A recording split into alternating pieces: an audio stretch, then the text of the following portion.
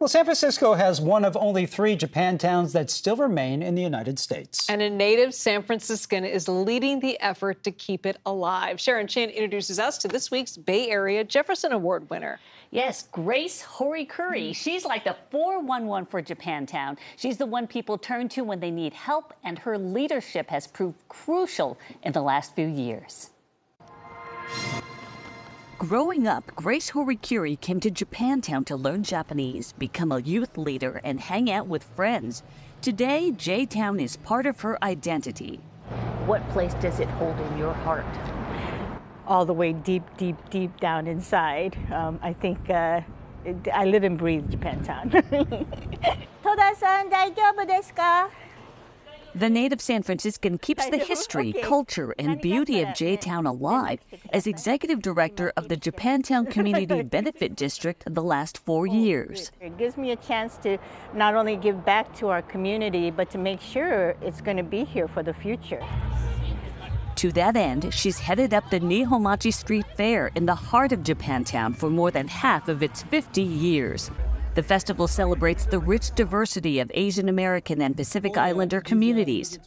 And she recently helped lead the effort to make the street fair a legacy business, a city designation that comes with marketing and grant support. But locals will tell you Grace's work was most critical in the pandemic. Hi, Linda.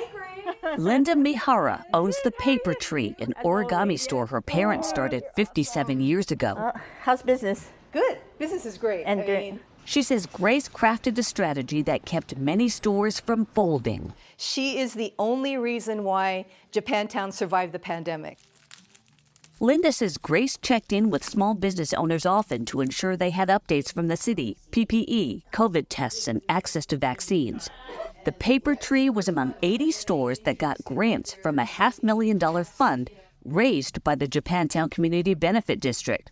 With Grace at the helm, the district also helped set up outdoor dining and promoted J-Town through social media, technology that many mom-and-pop stores had never used. Without her support and her continued just making sure that she took care of the community, none of us would be open.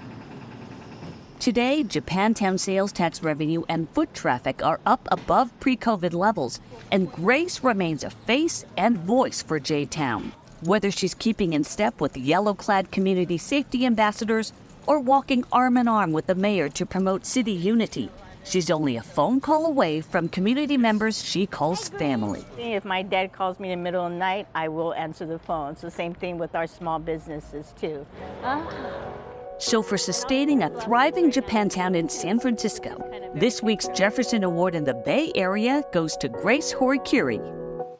With the renovation of the Peace Plaza going on and other improvements expected to start on the outdoor mall next year, Grace is working on making sure that construction will have minimal effect on retail. And then, of course, you've got events like the 50th anniversary of the Nihonmachi Street Fair going on with little pop-ups this year as well. So she's busy. Yeah, she's busy, and she is a force. I'm glad you got to feature Grace because she's so important to Japantown. Yes, and you mentioned there were one of 3. Yes. So Los Angeles and then San Jose, and that's and it. the others, and that's it. All in California. Really important what she's doing. It is such a special part of San Francisco. Absolutely. There's so many lovely little stores and I love it. business owners there. All right. A lot Thanks, of Sharon. fun.